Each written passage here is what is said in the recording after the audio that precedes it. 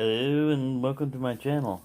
Well, first I'd like to say, the background noise you hear is there's a swimming pool outside my window, and it's Texas, it's hot, it's apartment complex swimming pool, people have kids and stuff, so yeah, it's gonna sound like you're at a beach or something sometimes, but hey, I have no control over that. Alright, having said that, what we're gonna see is my first impressions video. Alright, now I'm gonna link and put a card up, somewhere around here, to RJ's review of this very knife, which hopefully, if everything's correct, is in here. And yeah, that'll be like, this will be a first impressions if you want a more thorough view, because that's what that's what gave me that idea that, hey, I should check out this particular brand of this knife. And yeah, without further ado, wherever we have ado at, we're gonna take a Wharncliffe Trapper. Da, da, da, da. Yellow knives matter, and we're gonna open this package together.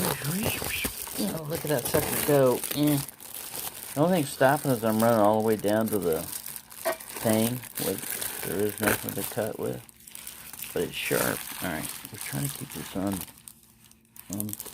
on camera. Make sure it's not staged. Because of genuine, true impressions, and it's card blister pack, so we're going to continue to need it. Roper knives. It's like American Buffalo knife and tool. There's a little cowboy in all of us. Yee-haw! Pecos liner lock. 1065 carbon steel. Cool. Cream Darlin handle. We'll talk about Darlin here in a second, but anyways. Pocket clip. Carbon steel. So you got kind of a mix of old and new. Let's see if it shows the pocket clip on the back. No, it's kind of hidden. Alright, we'll read this too. Caution. A knife is very sharp. Duh! Man. Alright, I gotta pause this and sit down. Alright, I'm not sitting down yet. Maybe I'm gonna turn the light off. I'll do that. Alright. I could go off on a rant like this and stuff, but just looking through the camera right away, they caught me. I question the need for this. I know it's like a legal thing, but if you've got to warn somebody that a knife is very sharp and that you should handle it with care at all times to avoid causing harm to yourself and others, then maybe they don't need a knife. I mean, it's not gonna cover your ass just because people fail to understand what a knife is. Like you give this to a 6-month-old infant, then you can't blame the kid on that because they have no capacity to understand. But an adult that buys a knife should understand that, yeah, hey, this part of it here should be usually sharp. The rest of it, shouldn't be, but it's like a general rule. It's not real hard to figure out. Anyway, sorry. A little rant there. I don't want to go too far off. And then they tell you what you should do is safety thing. Never use a knife as a screwdriver. Good general rule. Sometimes you wind up doing that. A hammer. Again, another thing you shouldn't use. Wrong tool for the job, but I've used the butt of a buck 110 to bang on something. It's got scars to prove it. Chisel. Yeah, I've done that. Pry bar. I've pried over paint lids and stuff like that with the knife and risk breaking a tip. This will not only cause damage to the knife and void the warranty. Oh, we even got a warranty. But it could also harm the user. Yeah, no, true, no shit. Always keep the knife clean and free of blood, dirt. Oh, I didn't see. They didn't have blood in there. Dirt and debris. Clean your knife and apply a light coat, not a heavy coat. Only a summer coat, like a jacket and a sweater. Maybe a cardigan or something, of oil to keep your knife from rusting. Carbon. What if we want it to kind of like rust? Patina. should add there, you know, if you want to cover your bases. Put it in there. Or, if you want your knife to patina, you can either force a patina or let it happen naturally. But it will happen unless you follow the previous advice. Yeah, I think if you're going to get all wordy, you should add that too. All right, let's continue here. We got to get to the knife opening. Yeah, but I got to draw this out, you know, because it's going to be your first impressions. I mean, never assume that the locking device is an absolute guarantee against accidental opening or closing. Okay, yeah, that's usually good advice there. Use the knife in a way that ensures safety. You lost me there. Use the knife in a way that ensures... Can I get examples? Pictures, perhaps. Pictograms, in case I can't read. Braille. It'd be nice if it was in Braille. Alright, you're getting off here. Thanks. No, thank you. Now we're formal. We know each other all of a sudden. And we hope you enjoy your knife. Well, yeah, thank you. I probably will. Please visit our website. How do you know I haven't already? How do you think I got this knife? I may have indirectly visited your website, but continue here. To see all our products, which we may or may not have. What may? I thought we were getting explicit here. Oh, they didn't add that. Maybe, yeah. American Buffalo Knife and Tool. Sweetwater, Tennessee. Is the water really sweet in Tennessee? Have you drank it? Out of a pond that a deer is pissed in, or a badger, beavers. Little known species. Beavers and badgers mate together and make a bava. Yes, but anyways. Office. Yeah, they have an office. They have a fax. That's the facts, and only the facts, ma'am. We want the facts and nothing but the facts. Warranty. Alright, here it comes. Here comes the good stuff. American Buffalo Knife and Tool offers a lifetime warranty. Uh-oh. Let's check this fine print here. To assure our customers that we stand behind our product. Where is he? Is he in front of it? No, he's behind it. We have the right to refuse the warranty. Uh-oh, here it comes. I told you. I told you it was coming. If the product is not used in accordance to its intended purposes. Please list the purposes. Oh. Made in China. ABKT is a registered trademark of global trading agencies. Rope knives is a registered trademark. I thought we just said that. Oh, both of those are. Cattleman's Cattle is a registered trademark of Global Trading Agents Incorporated. Global Trading Incorporated is a Tennessee business doing business as Buffalo Knife and Tool. How many buffaloes are there in China? Please don't ask these questions, Let's get back to the knife. Alright, we know what we got here.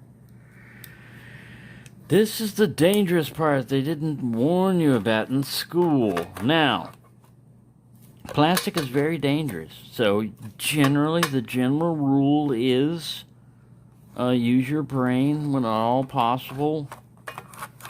Using a knife, and understand that plastic and knives, while fun, can be very dangerous, because usually a knife gets me when I'm cutting plastic. So I always try to cut, like if the plastic is going to give away, you're meeting a certain amount of resistance. Anyways, on something like this, like a clamshell, yeah, you can cut around here, or you can use scissors, but I mean, what else are knives for? I mean, every chance you get, you got to use your knife. Now, sometimes you can just peel this crap apart and not have to do all that. And that's where you would use like a pry bar. Or your barbarian hands and stuff and get something like that. But we're going to go back to the knife.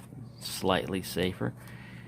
And I'm going to try to cut down like here and be generous. If you could try to get super precise, you could probably do it and impress your friends and amaze your enemies.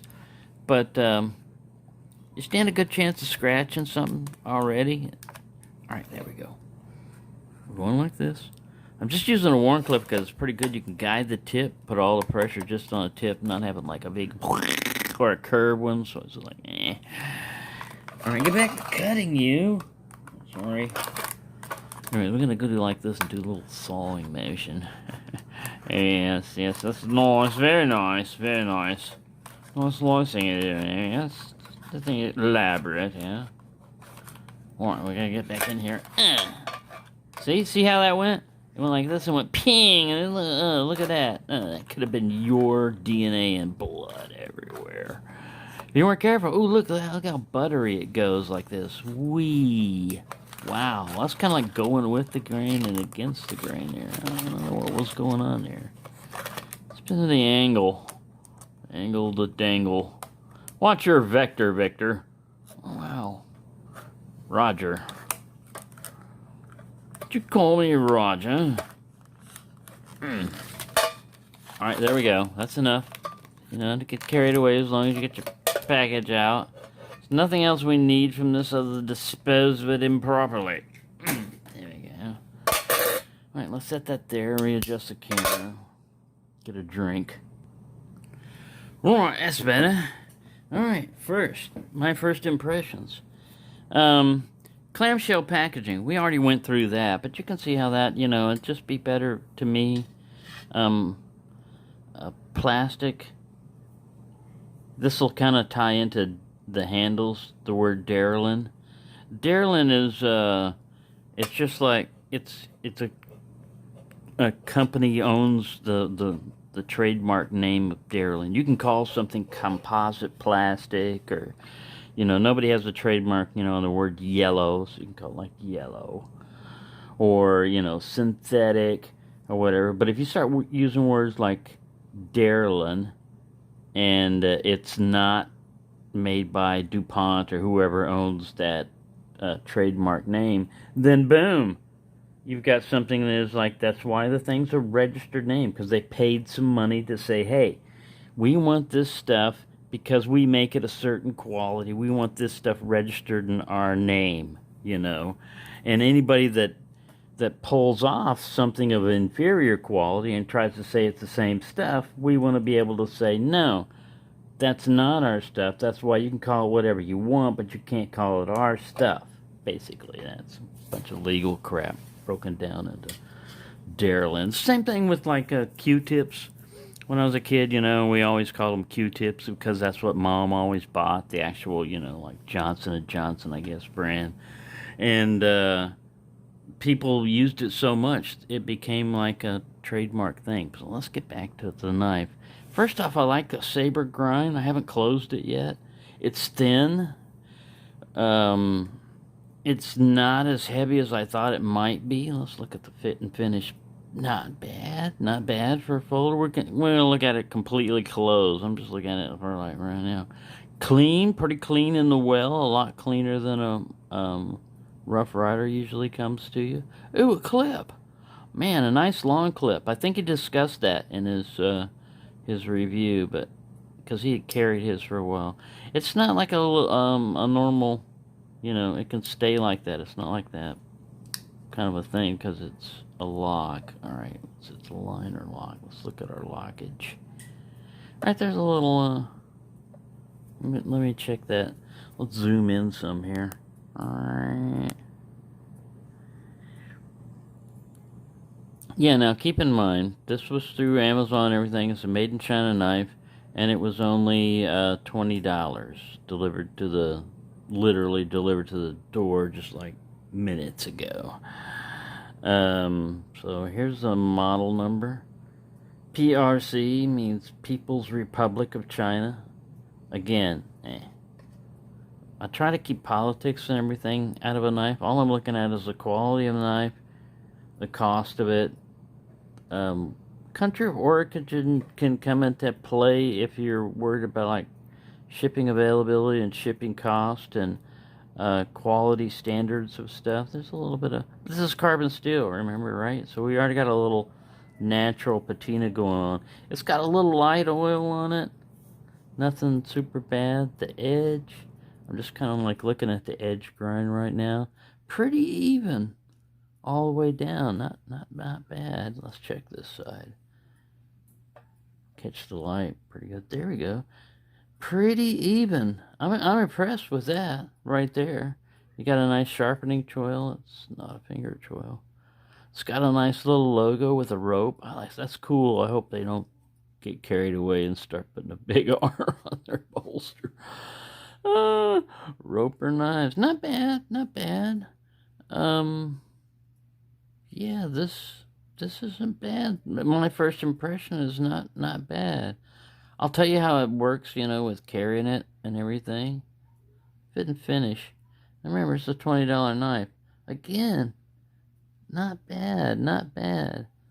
Sorry, I haven't cleaned like my fingernails before this, but hand models. You violated the hand modeler's rule. Sorry, sir. Somebody's out there. Now there's some transition right here. You can kind of snag it, but really, for a $20 knife, not bad. All right, let's unzoom and close it down and get some dimensional dimensions. Yeah, we can do some things, with some basic things like measure the blade length. Not bad. I like this. I thought I would like it just looking at it. 2 3/4 inch long cutting length. Overall length, technically might get you for over 3 inches length, but remember, I'm in Texas, so. But your mileage may vary, as some people may say. Yeah, but about, you can 2 3/4 inch. Let's break it down to 2 centimeters. Now, see this? I put this up here anyways because even if some countries have knife laws and stuff like that use a metric system, 7 centimeters cutting length, maybe like 8.5 overall. Like say, I can't have them because it's too long or it's got a locking mechanism. Some people can modify these things where they're non-locking. So, attempt to always make assumptions. You assumptuous, presumptuous. All right, but let's check the overall here. Don't take that personally unless you want to, but go ahead. Some people would like to take that personally. About 4 inches overall. All right, we'll try to do the Metromicus right here. About a 1/2 inch wide, not counting let's look at not a super deep carry. Now, you know what? With deep carry, I don't know what the big fat of that is sometimes. I can understand like a where it's been positioned wrong, like somebody wanted to put a lanyard hole down here and they sacrificed a very good position like this to something not as good just to accommodate a very small percentage of people maybe that use lanyard holes, which I don't see one right now. Not that I would use one if you've got a clip on it, but I'm just saying.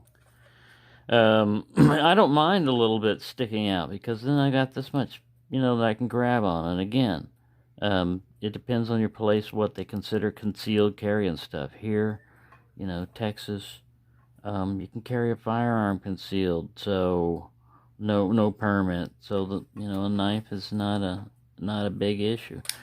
But yeah, this is cool. I'm gonna have to carry it around. It feels pretty good in the hand right here, the choke up position. I feel this clip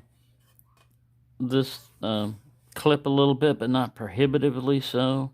You got a nice little ramp here. It doesn't stick too high. It's going to ride lower in your pocket. You'd be surprised how much when I worked anything around a factory and stuff, how much your pocket clip will snag on something. And if you got a little dainty one and stuff, but it only goes like this far, sometimes your crap can pull your knife, especially if it's not. I don't think you have a problem with it pulling out, and it's not too wide. I like it so far. My first impressions is, centering. It's going towards this side, but again, it's a lock back. It looked like it's set up to use this side of the spring. If you would have a double spring method, it's a pretty thin blade. Let me get. I think I got calipers working. Let me check. Yeah, this one's working. Millimeters, 0 yourself. 0. All said 0. I'm doing the best I can, son. Look at that gappage. See, that's what I was talking about, light. It's actually, here's not bad, but look at that, man. If you can see it, It doesn't mean this is going to be super accurate, so just keep that within your mind sight. 2.3 something millimeters. Alright, let's switch it over to inches. 0.90, 0.91. So yeah, it's pretty thin. And that's up there on the spine. It tapers down pretty low. I don't want to try a behind the edge thing. And I can guesstimate the angle. Man, it's pretty low sweep saber. Is it hollow? Remember what we're going to do? How do you check and see if it's a hollow grind or not? Let's do a quick check. I'm going to have to visualize this one here in my eyeballs. Yeah, it's got a... nah. You can also run the... Once you got to make sure you're parallel between the... Sorry, I was all off camera there. And out of focus. I don't know if I can get one where you can see it. I would say no. No, it has the potential to be a hollow grind. If it is, it's slight, but it's more of a flat, saber kind of grind. Alright, what's the resistance to closing it? You can use a little oil, pivot lube. It's kind of, like frictiony. Like I said, it's definitely not drop shotty, but I don't find that an issue because it doesn't feel like there's much of a detent, to hold it in. So you would rely upon some of this keeping it from deploying. No finger jab right here. Like I said, let's check blade rub if there's any potentially going on. Zoom times image. Zoom complete. Alright.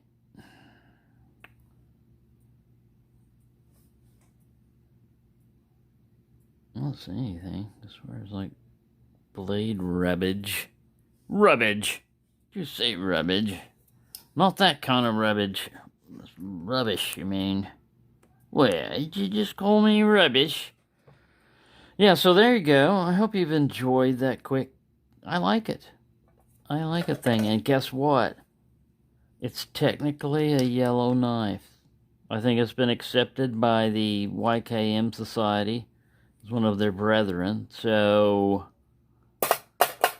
yeah, we got that to deal with. But anyways, I'm going to carry it for a while, see how it works. Try some things, cutting and all that other stuff. And hope you've enjoyed this. Thank you for watching. Did we get all that? Oh, shut up. The camera's still running.